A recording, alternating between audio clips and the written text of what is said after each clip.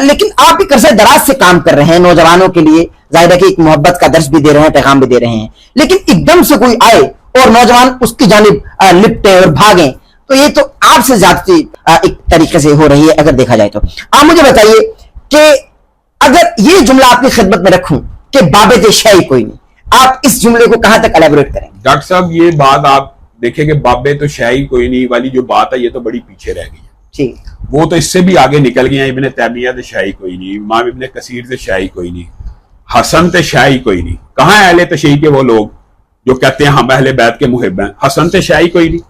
और यहां तक बात नहीं रही नबी से शाही कोई नहीं।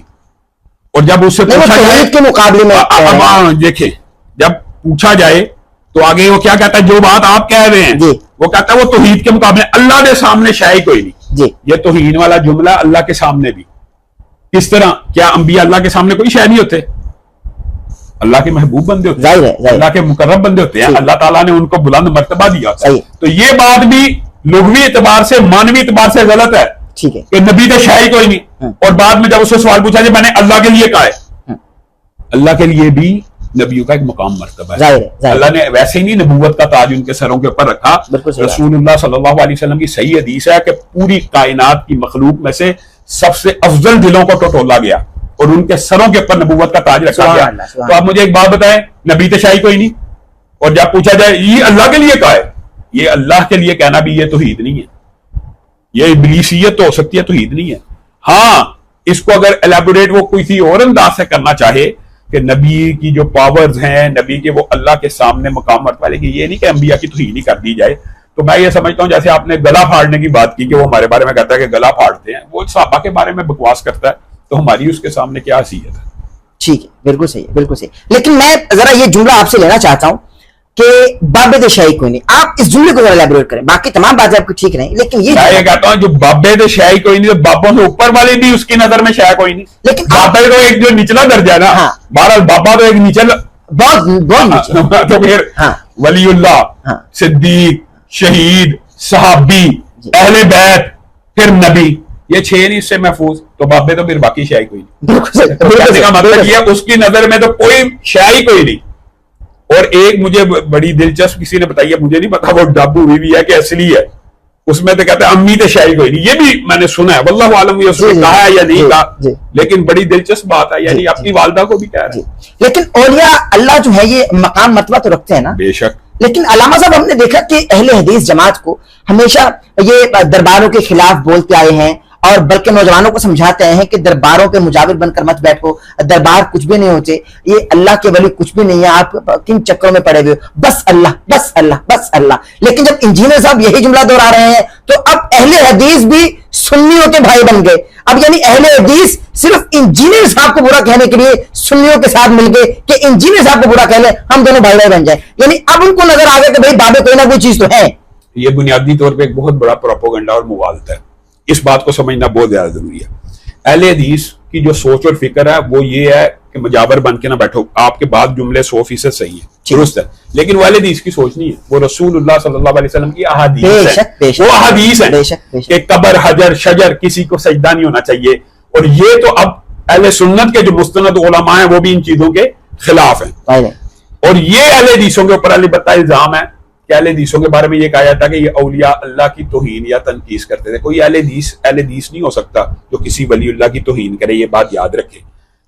ये जो गलत फहमी मुआशरे में फैली हुई है ना कि औलिया अल्लाह की तौहीन करते हैं, ये तो एक गलत उलाम है। जैसे इसको अगर आप थोड़ा सा एलैबोरेट करें तो अहले हदीसों के ऊपर एक इल्जाम था कुछ अरसा कबल तक, सिर्फ आज से 30-40 साल पहले, कि ये तौहीन रिसालत भी करते हैं। और ये इल्जाम था, नहीं कहते, तौहीन रिसालत का इल्जाम था। अच्छा। सबसे ज्यादा मैं आपको बताता हूँ 75 बरस में तौहीन रिसालत के आप पर्चे देखेंगे सबसे ज्यादा अहले हदीसों के में, लेकिन फिर भी अहले हदीस इस कानून को बदलने के कायल नहीं है। हालांकि सबसे ज्यादा विक्टिम हम बने, जाहिर है, लेकिन तबलीग से, इबलाग से लोगों को ये बात समझ आ गई कि यार ये अहले हदीस तो चलते ही हदीस पे हैं, तो ये रसूलुल्लाह की तौहीन कैसे कर सकते हैं? तो औलिया अल्लाह की तौहीन नहीं होती, मिज़ार के ऊपर करने वाले अमलों की तौहीन हम उसकी मजम्मत करते हैं। जो मिज़ार के ऊपर अमले बद हो रहा है, यानी अफआल हो रहे हैं, जो साहिब मज़ार है उसकी तौहीन दिखाएं कहां पे हुई है, उसकी तौहीन के हम कायल नहीं। हाँ, इल्ला ये कि कोई बद अकीदा शख्स हो और उसका अकीदा बाद वादे हो तो उसकी तौहीन हो सकती है। मैं तो ये समझता हूँ कि फिर भी अकीदे की जो चीजें हैं वो तो उजागर की जा सकती हैं, लेकिन जो लोग फोत हो गए हैं उनके बारे में रसूलुल्लाह सल्लल्लाहु अलैहि वसल्लम का आम उम्मतियों के बारे में डॉक्टर साहब ये तंबी है उम्मत को तो उनको बुरा मत को कुजा ये कि साहबा को बुरा कहना, औलिया अल्लाह को बुरा। औलिया अल्लाह का एक मकाम और मर्तबा है। औलिया अल्लाह का मतलब ये होता है जो अल्लाह का वली है। हाँ, ये आप जरूर कह सकते हैं कि अहले हदीस किसको वली मानते हैं किसको नहीं। हमारा ये अकीदा नुक्ता नजर ये है कि वलीउल्लाह वो होता है जो शरीयत का पाबंद हो, बस जो 5 वक्त का नमाजी हो, कम अज कम यहां से वलायत का दर्जा शुरू होता है। अगर आप मुझे डॉक्टर साहब आके कहेंगे यार ये वलीउल्लाह है और मैं उसको देखूंगा वो 3 महीने से नहाया नहीं है, हाँ। मैं तो कहूंगा ये वलीउल्लाह नहीं है, ये बाबा कोई शय नहीं, हाँ। ये इज्जत के लायक नहीं है, ये तकरीम के लायक नहीं है, ये एहतराम के लायक नहीं है। आप ये देखिए कि इन्ना अकरमकुम इंदल्लाहि अतकाकुम की जो आयतें हैं या हदीस हैं कि तुम में से बेहतरीन काबिल इज्जत शख्स हुआ है जो मुत्तकी हो। तो मुत्तकी बंदा नमाजी होता है कि बदअमल होता है? जिस बंदे ने नहाया नहीं उसने वुदू किया। यहाँ पे हमारे लाहौर में आप आए हैं, आपको मैं एक हैरान कुन दिलचस्प वाकया सुनाता हूँ। यहाँ पे एक ऐसा बाबा गुजरा लाहौर में 20 साल नहीं नहाया। अब मैं उसके मजार का नाम नहीं लेता कि कहीं तो ही ना हो जाए। 20 साल नहीं नहाया और यहाँ का मरूफ बाबा है और वहां पे लोग जाके औलाद के लिए दुआएं करते हैं। और औलादें होती हैं? औलाद तो अल्लाह ताला, अच्छा ये भी बड़ा दिलचस्प बात है, औलाद तो अल्लाह ने देनी होती है, बेशक बेशक। और किसी को बेटा देना होता है, किसी को बेटी देनी होती है।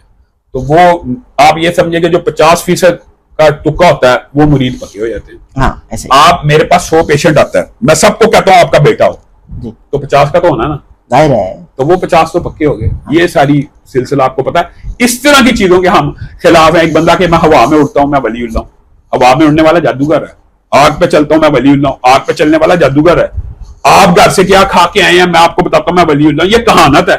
ये रसूलुल्लाह ने कहा जो काहिन के पास गया उसने रसूलुल्लाह के ऊपर उतरने वाली शरीयत का इनकार किया। अब अगर आप मेरे पे ये दबाव डालेंगे ना कि इस काहन को जादूगर को वलीउल्लाह मानो, उसको नहीं हम मान सकते।